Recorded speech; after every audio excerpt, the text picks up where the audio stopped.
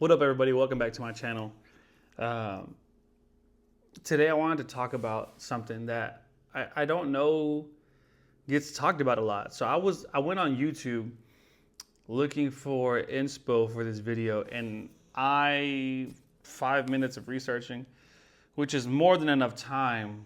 I feel like in today's age to find some sort of video, some sort of something that I could do to maybe draw inspiration for this video. Now, I couldn't find anything. I found little TikToks and Instagram reels here and there, but nothing that really discussed the journey of becoming a first-time dad. And I think it's significant for me because I didn't have my father growing up.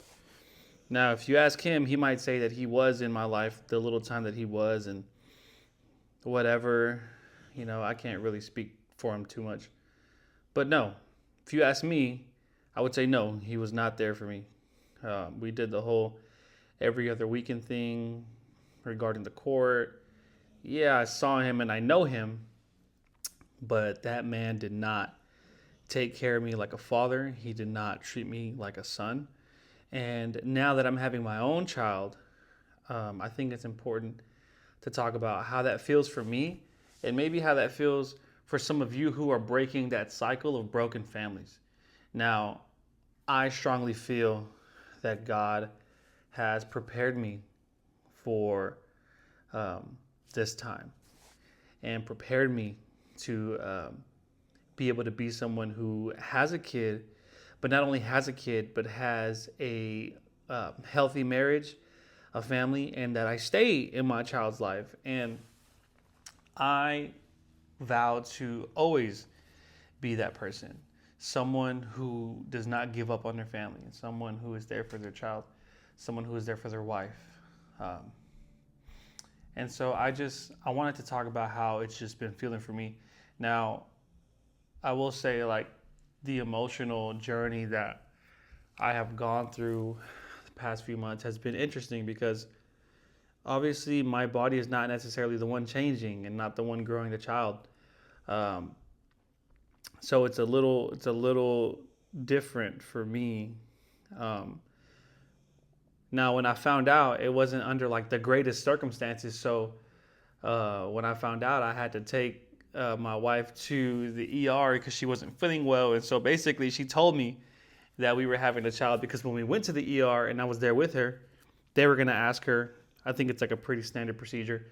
And she was going to say yes. And so I think that she didn't want that to be my first time knowing.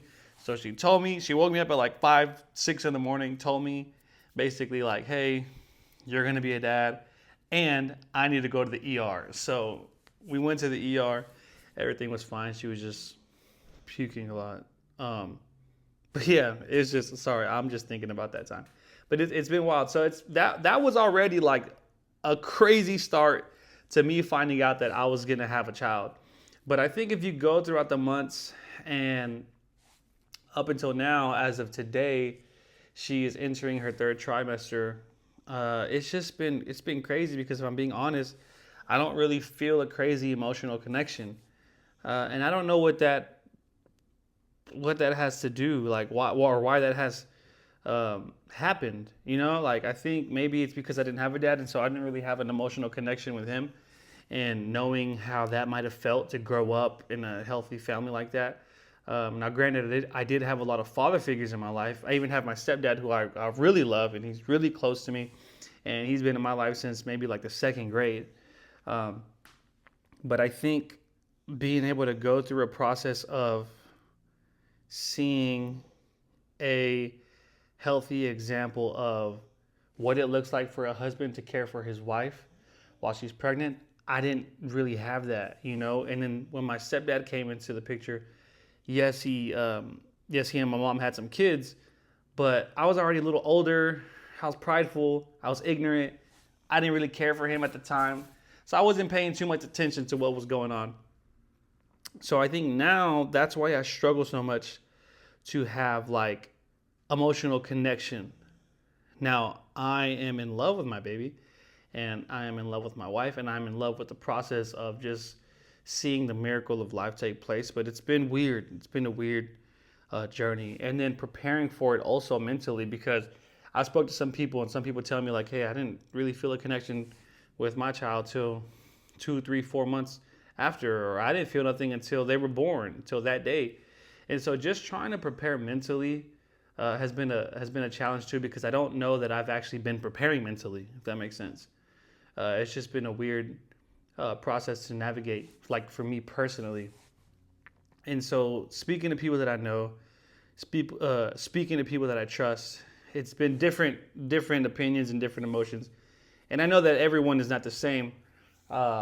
Even guys, we deal with things differently. We see things differently. So it was interesting to talk to 2, 3 different people who I know in my life who have kids and all say something different. Now it's kind of similar, but it's been different. It's been different. And so that's where I'm at mentally and emotionally. I'm trying my best to pray to God to just, man, God, take control of over my life. Let me steward this child well, and take care of your creation well, and take care of your creation, like in my wife well too. Like my wife is someone that I need to care for most importantly, and so just trying to do that and navigate that as a man has been a little difficult. I ain't gonna lie to you. And trying to navigate that relationship with my wife, because that is the most important relationship. That is the number one relationship and partnership that I will always need to take care of and steward. And so I've been doing my best. It hasn't been the best. I haven't been the best husband. She's been great. She's been awesome. And I try not to beat myself up too much, because I know that it's new for all of us, and I'm carrying things that I've been carrying for years, and trying to work through those things. And it's just crazy. It's just crazy, everything that I've had to endure up until now, and basically knowing that I am the one that is going to break the cycle.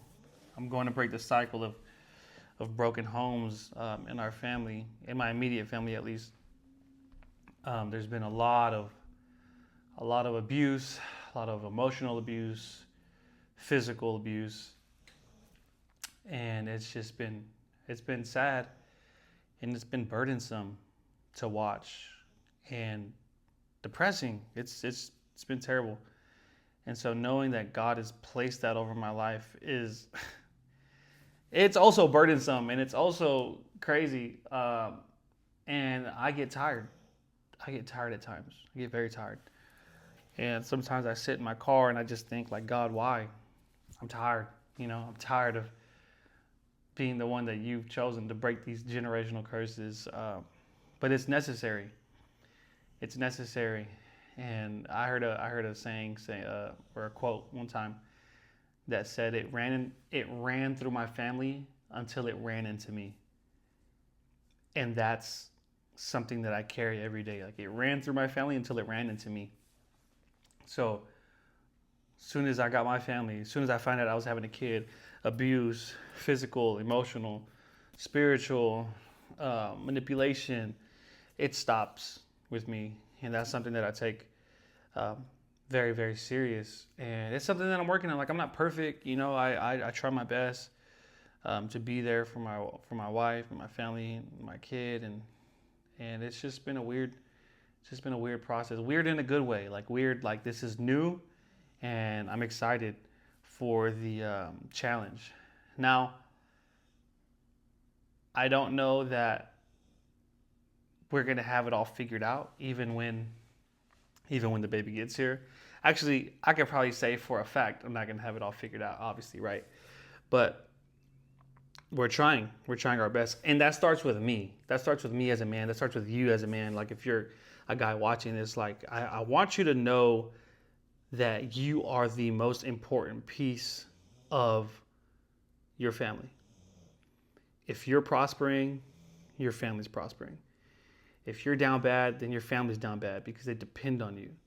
Now, maybe you're watching this and you don't think they depend on you because maybe you don't provide 100% dependency financially. That's okay, right? Maybe your wife still works. That's okay. My wife works. But when I say dependency, yeah, it can be financially, but they depend on you to lead. They depend on you to provide, to protect, and that looks differently. But they do depend on you. Your family depends on you, whether you like it or not. Whether you like it or not. And so that's also something that's tough to carry too, which is why I'm speaking about it, and which is why I'm terrified. Which is why I am terrified to have a child. Now, I think I'm terrified in a good way because children are a blessing and children are great. And I think for a long time I said I didn't want a kid, but because I was just scared because of where I came from and what my family and my dad was.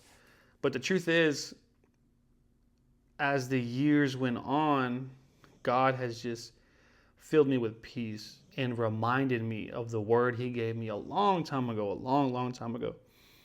Man, it probably, how old am I? 27. It's probably been 15 years, around 15, yeah, maybe like around 12, 15 years ago. God gave me a word that basically he was just saying, like, you are not like your father. And I guess for a long time I took that word and I was like, well, that's great.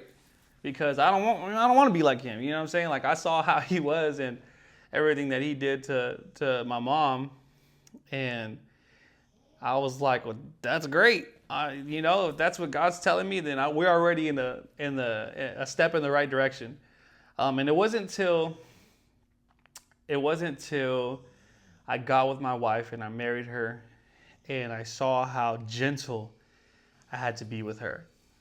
Cecia is very strong character, if you know her. Very strong and will speak her mind and will tell you what she's thinking. But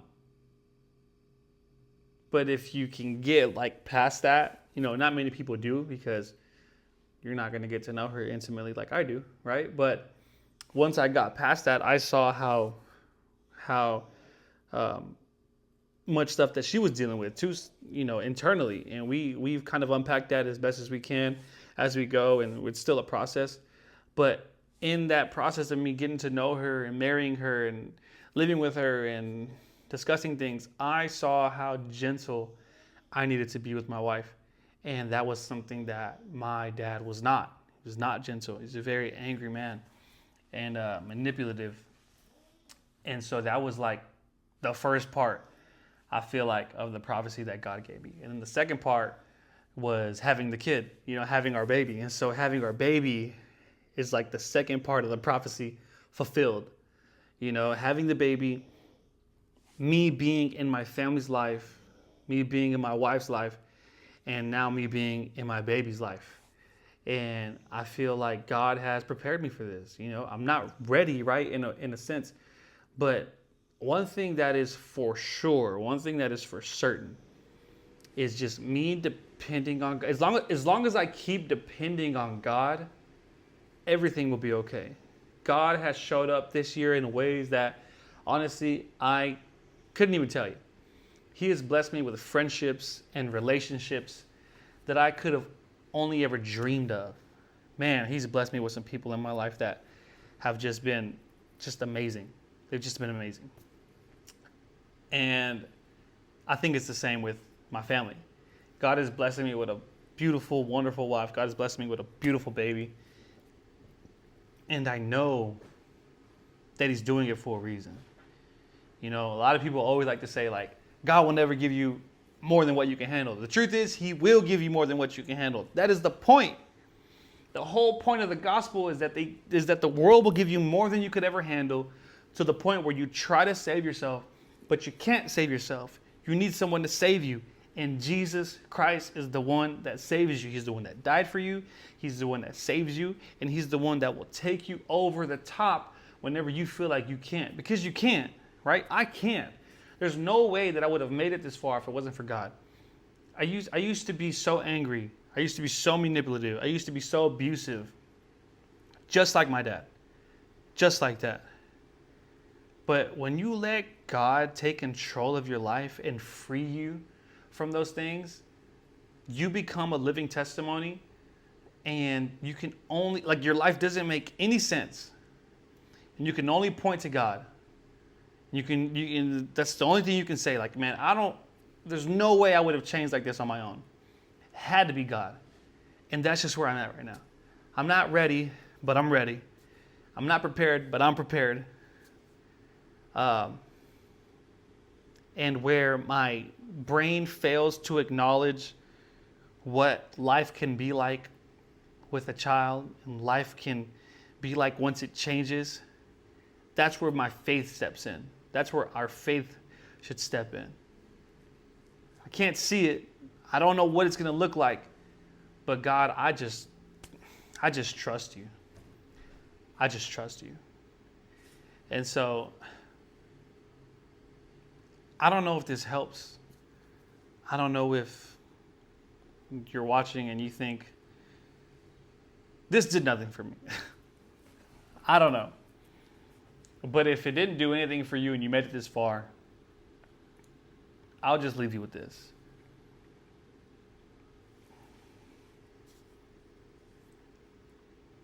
Trust in God. Don't try to have everything figured out.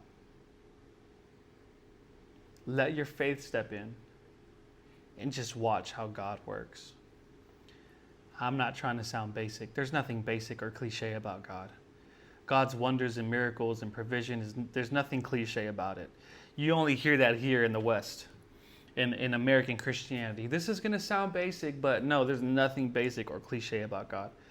God will step in and work in your life in ways that you didn't even know he could. Ways that you didn't even know you could allow him to. And I think that's what I want my life to be. And if my life is been any of that, if anything remotely close to that, then I want that to continue into my life with my kid. And so I can't say that we have it all figured out. I can't say that I have it all figured out, because I don't. What I can say is that I am trusting in God. What I can say is that I'm doing my part the best that I can. What I can say is that I'm there for my wife. And I think that's the best thing that we can do. I think that's the best thing that you can do. Dad, soon to be dad watching this video, that is the best thing that you can do. Serve your wife. Love your wife. Serve God. Love God. And watch how everything falls into place. Everything will fall into place. It might not look like the way you want it to, but it will. I've seen it happen. I'm literally living in the promise of God because I've trusted him and I've served him and I've loved him the best way that I could. I'm going to fail, but I've done it the best way I could. My wife is doing it the best way she can. God's not going to fail you, bro. God's not going to fail you. So I want to encourage you, man. If you're feeling lost, if you're feeling like you don't know which way is up and which way is down, that's fine. A lot of us don't. I don't. Sometimes I do, sometimes I don't. But what I do know is that when I'm faithful, he's faithful. God is faithful. So I'll just leave you with that. Drop a comment, drop a like if you enjoyed the video. If you have a question or if you have something you want to share in the comment section, drop it. I want to read your stories. I want to hear or read what your experience was like. Or if you're a dad and you saw this and you felt like it was the same thing, then share that. Put that in the comment section, subscribe, because I'll also be doing more of these videos along with my other stuff that I do. But I think this is important because this is a season of life that I'm stepping into. And so I'm sure you'll see a lot more of this. And so, yeah, like, comment, subscribe, all the things. I love y'all, bro.